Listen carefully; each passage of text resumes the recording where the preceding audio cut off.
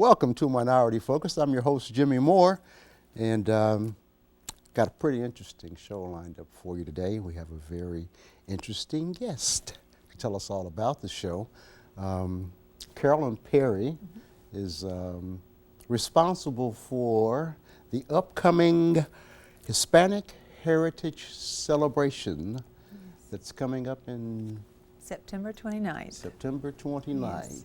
Yes. Okie dokie. Well, thank you for inviting me, Jimmy. I really appreciate this. More than welcome. We have been doing this Hispanic Heritage Celebration for 5 years now. This will be our 5th year. And we've just started a tradition here at West Kentucky Community and Technical College, and we're very proud of it.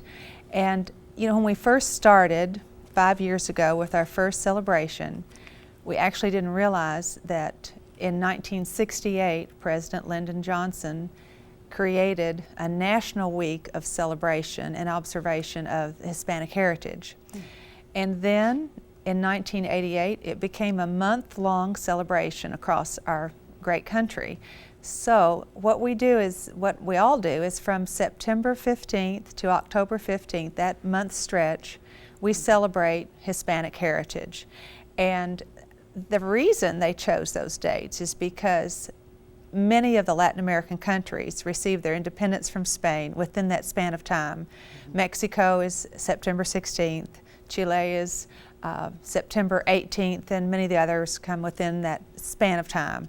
So we're just excited we're a part of a big celebration across our great country here on our campus. And so we're just very excited about what this is going to mean. We started out with a really simple celebration, but very effective celebration. Our first one was 5 years ago, and we invited panelists to come in.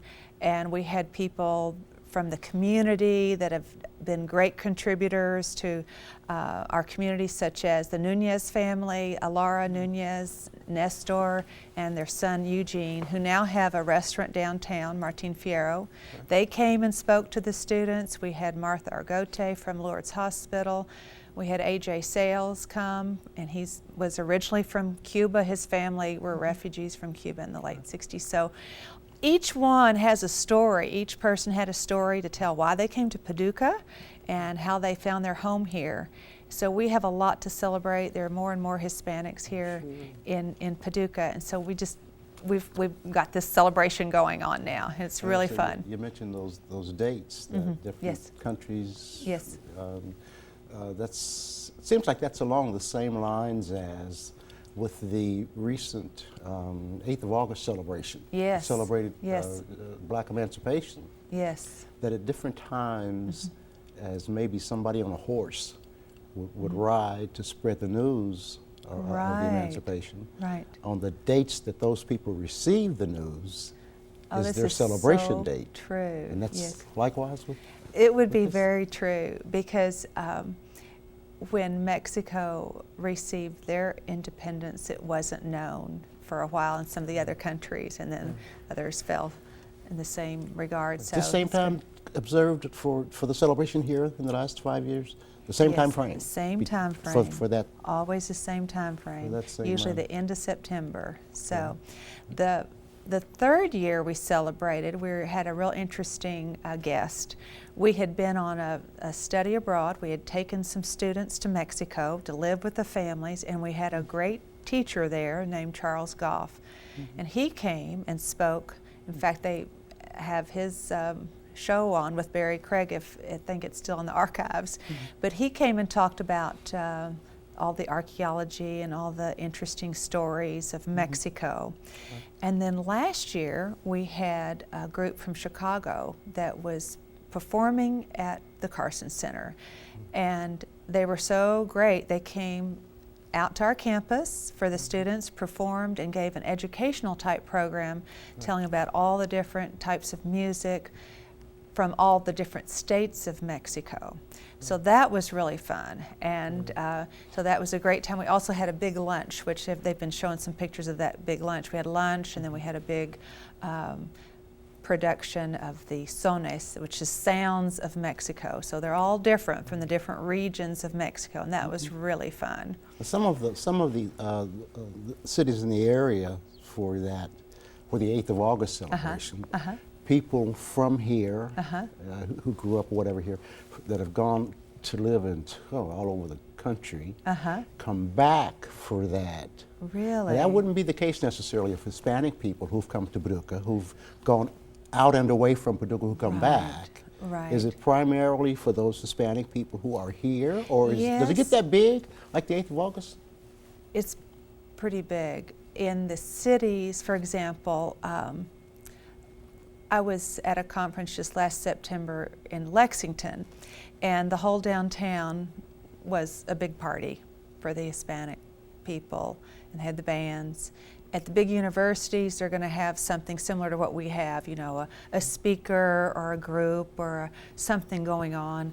But in New York City and in Washington, D.C. and Los Angeles, they're going to have big street parties and have a big time. Right. Paducah hasn't quite caught on to that, but at least we're observing it at the campus. Well, see, I'm talking about the 8th of August, when in reality the celebration that's compatible, if you will, is Black History Month, where the entire month is dedicated to that kind of heritage thing. When you have those programs, when people are here at the school or here in the city or whatever, is there a lot of display of heritage? Not just in speaking about it, but displays of heritage. I'm so glad you asked that, because I don't know if we have pictures to share, but what we've tried to do, at least the first 3 years we did this, we had tables in Crounce Hall lined up across the lobby there, and I would ask each person that I could find from a certain country to bring artifacts from their country, whether it be clothing or pottery or textiles or anything that would be reminiscent of their country and typical of their culture and their types of art. Right. So we would have that on display, which kind of leads into what we're doing this year, really. This year, we won't do that from all the different countries because we have a real special program planned for the 29th.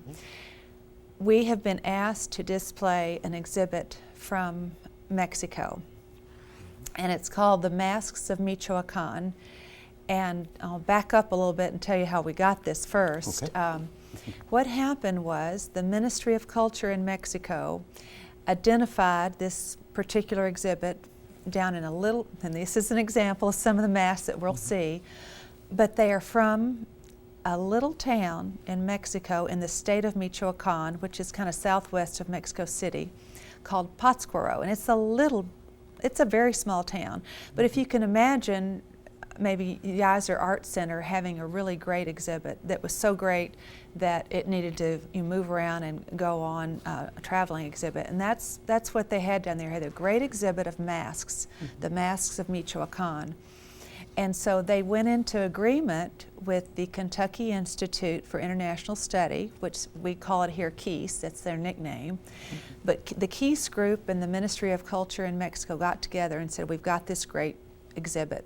Can we bring it to Kentucky?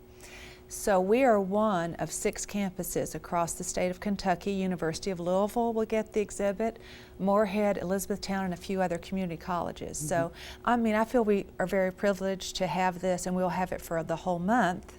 It comes on, well, September 29th is our opening day, and then it's here for a full month. Where does this originate? What are these? Where does this? Did you say that already? Where the mask originated from? From Pátzcuaro, but that's a good question too. How did it originate? Well, these are by an artist, but the whole concept of masks are really interesting, and the whole exhibit, what makes it so interesting is that the masks are a work of art, first of all. They're truly works of art, but what they represent is really the culture of Mexico, in that they represent a real blending, a real mixing of cultures. In other words, you have in a mask of Michoacán, you have elements of pre-Hispanic, what they call Mesoamerica, before Columbus came. You have the Indian culture. So you have the Indian culture that had a lot of rituals. They worshiped all different gods. They had different types of dances and rituals, again, that they would perform and use the masks. And then you have a blending of the Indian culture and the European culture, because when the Spaniards came, they identified the mask as a good art form, an interesting art form, and so they would use the mask in theatrical productions or some type of training for the Indians, because they came, one of the main reasons that they came was to teach their religion. So you've got a blending there of the Mesoamerican, the Indian culture, and the European wanting to teach the Indians or wanting to have a theatrical production. Or sometimes they might just use the mask to celebrate a religious event like Christmas or Easter or Advent, or to tell a story.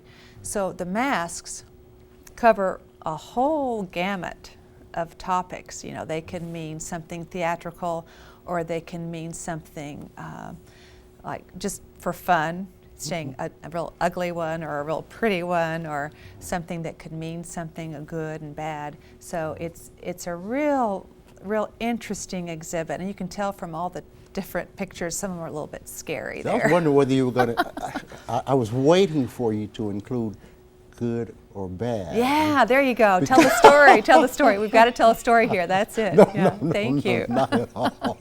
No, but that's for sure. That's for sure. Because I wonder sometimes some of those, in some circles, something could be used to for evil. Cast a spell, make something bad happen or somebody or stuff. When that exhibit comes here, take a mask out and leave them outside the city limits. We don't want them in here. Exactly. No, I'm just kidding. No, how funny that you say that, of because course. it's so true. Because they say that, I mean, the legend is, or the story is, that those who put on that mask, have a little spiritual power. There's something magical that happens. So I'm not sure about some of those masks. I'm going to steer clear of them. They look pretty scary. Well, most of us know better. We know that nothing, I think the word is innate, right, can do you any That's any true. harm. That's true. And That's it's true. just the connotations of a thing. Exactly. And the way people perceive it and utilize it or use it or allow it to come into them is what matters. That's true. Beyond a doubt, all nationalities, races, what have you, of people who've come to America, who are part of America, contribute to America, have been part of building and maintaining and growing and changing America as it is. Don't know why I said all that, but no, it's so the final part of the thought was that people in Paducah who are of Hispanic origin, are they involved as much as you'd like? Yes, although that's one of the reasons I love the fact that you invited me to come and for this program to showcase the Hispanic heritage, because I'm not sure they know about it, to be honest. And we just want to invite anyone to come, everyone to come, and we certainly would love for all the Hispanic community to take note of this. And I will say that, we are focusing on the Masks of Michoacán in this year's celebration, but we welcome and we always like to recognize Hispanic individuals from all countries. I mean, that's one of the purposes of the Hispanic celebration, is not just to identify certainly our neighbor, which we are very fond of, our friends directly south of us from Mexico, but from all states of South America and Central America, and certainly even Spain, because that's where it all started. For sure. So we welcome everyone, and we hope that more Hispanics will find out about it and come and enjoy, because I know that they certainly appreciate their culture. They love the fact that we are able to showcase, in that month in the fall, and allow them some time to be proud. There's been so many great contributions as from our community that we've spoken, just so many great contributions. I know in the black community, or black people as a whole, there are particular heroes. You Yes. may not be as familiar with the history. I don't know. Yes. But I was, I always like to hear as you about were it. talking, I was just curious who some of those heroes are that Hispanic people have. Maybe that's a question I'll ask of someone. Do you know that by Yeah, chance? well, you know, they run the gamut, really. When you look, for example, at today, you could go and watch television and see a very prominent newscast that is Hispanic. When you look at politics, you know, you'll see notable Hispanics. When you look at educators definitely are involved that are Hispanic. And there are many, many great names and lots of entertainers that have been so important to us. It'd be hard to even begin to name all of those. No doubt. But No many, doubt. many of these people are vibrant contributors. Sure. And of course, in our community, I've already mentioned a couple of those people, and there are many more. Those are just a few that have been contributors to our community here in Paducah. Right. Well, So, just as you know, I mentioned earlier, you know, people of all races, nationalities, whatever, who've come here have gone into practically every aspect of productive American life that there is, just as black people have, and Chinese people have, and all the races. Right. You get to do on the basis of what you can do, what you're capable of, what you accomplish. Of course, brother still got Barack Obama, you know. that's great. That's so But true. in time, Yeah. I would like to think America will see all people of all, Absolutely. based on their capabilities and Yes. what they can do. This is a very, very important undertaking, and I hope that people will take notice of it, Right. and if they can, Right. participate in it. If someone wanted to be a part of it, if you had things you needed done Yes. that you didn't have enough people for, Oh, how would they contact I'm you? glad you asked that, because I want to tell a little bit about that. They can contact me at 534-3205 is my office number. And what we're going to do is we're going to start at 5 o'clock for the exhibit, and this is going to be an opening reception. So at 5 o'clock we'll start, and we'll have people can walk through the exhibit, and then we can go into the Student Center. We're going to have samples of Hispanic food, and we've also invited some dancers to come, and the dancers will fit in really nicely with the exhibit. We're hoping they're able to come. It's called the Dance of the Old Men, and they hunch over and they wear their masks, and they have these little, little ribbons that come down from their masks, and they hunch over like they're little old men. They make this real loud noise, and they dance around in a serpentine type movement, and then at the end they take their masks off, and they're usually about 18 years old, because you can't I imagine. noticed some of the dances that are done from a number of countries that I've seen, like on TV and what have you. You know, it's not at all about just dancing. That most of the dances tell stories and send Yes. messages and Yes. and all Yes. of that. So that should be pretty interesting. It'll be very fun. So we'll have the exhibit and the food. We even have a few little crafts for younger children. If the younger children want to come and make some masks, we're going to have a little area for that. And then one important part I need to tell about is that we have invited a guest speaker, and he will speak in the Student Center in a casual setting. And his name is Fred De Rosette, and he is from the Berea College, closer up the Lexington way. And he's a professor of Spanish, but he's also a director of the KEYS program that takes the trips all over. And he has organized lots of professional trips to Mexico, for example, for nurses, for policemen, for businessmen, that type of thing. So he will come and talk about, he's an expert on Mexican culture. He takes groups to Mexico every summer.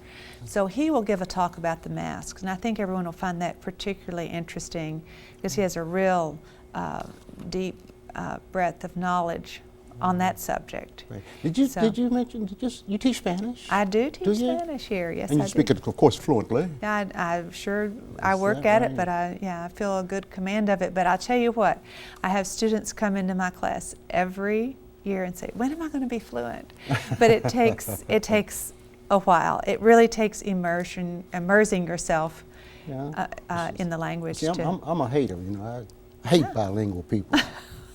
You heard about people talking 6 or 7 languages. I can't conceive being able to maintain all this and separate it instantaneously. Well, it takes practice. Well, I'm sure, Jimmy. but It I takes don't think all the practice. practice in the world helped me. Yeah. You know, No. I'm too old. And you mentioned earlier that's learning another language is something that's It's usually harder as adults. It's so easy when you're 5 and under to just immerse and little sponges take it in.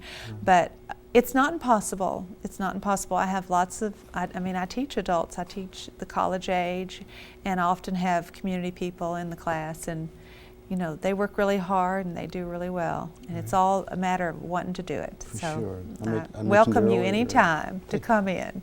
We were talking earlier. Yeah. I don't think there's any greater joy than for a person of another origin other than English-speaking America to be here and hear their language spoken. Right. I don't think that English should be predominant in Mexico or Germany, nor should any other language be predominant necessarily here, but English, because we're an English-speaking people. Exactly. But at the same time, exactly. how nice to hear your language spoken when you're in a country other than your own.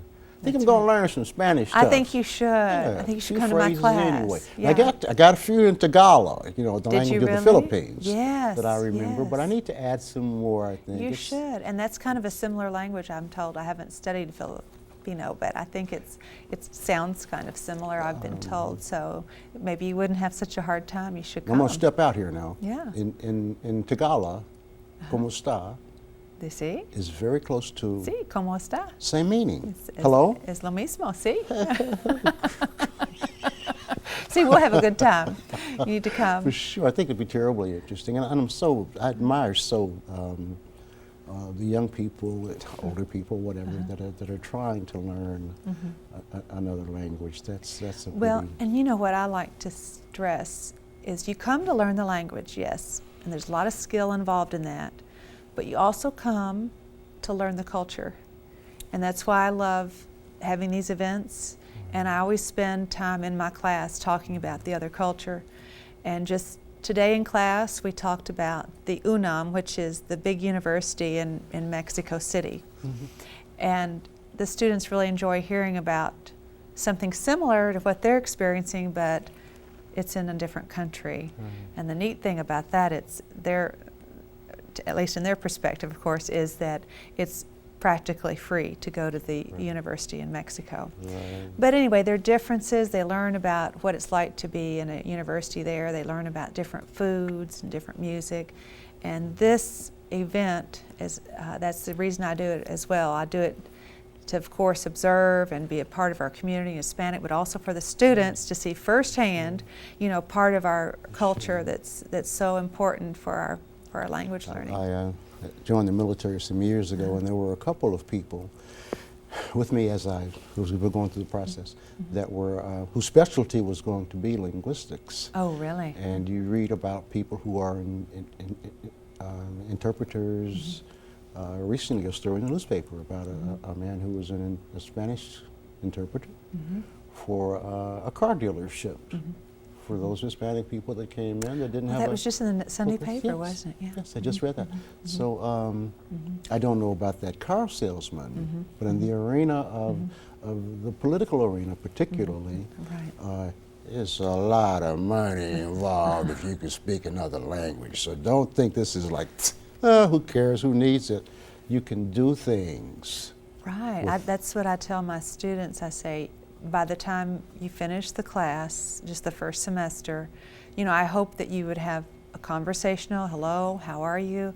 Have a simple conversation with someone and be able to be confident of how to say statements of courtesy and introducing someone and nice to meet you and where I'm from, just, you know, kind of your basics in a general conversation. And they should be able to put that on their resume. You know, that if they're a teacher or they're going in to be a doctor or a nurse or a lawyer or a businessman or whatever they're going to go do, just that will give them a little edge, you know, And So don't forget, you know, check it out if you get a chance. You know, Yeah.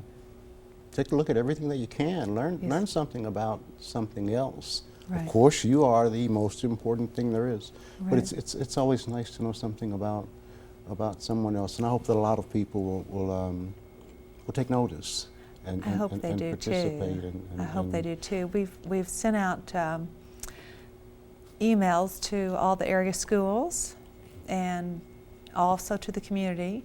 We usually have pretty good participation from the community, Right. whether it doesn't necessarily have to be Hispanic or whatever. It's just we have pretty good participation from Right.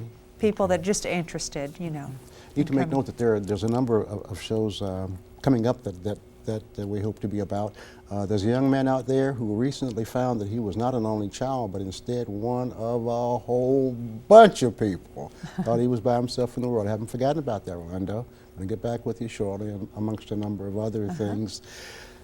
Carolyn said that before she came on the show, was super nervous and had no idea what to say. But I think now I can hand over the authority back to you. You're an old pro, and I know you've been here before. No. Thank you very much for coming. Thank you for Really, having us, and I hope everyone will take advantage. It's a great opportunity. It's from Mexico, from Michoacán, and we don't get these opportunities every day. For So, sure. How do you thank say you. goodbye in Spanish? Adios. I already knew Hasta that. la vista. For Minority Focus, I'm Jimmy Moore. Adios. Thank you. Adios.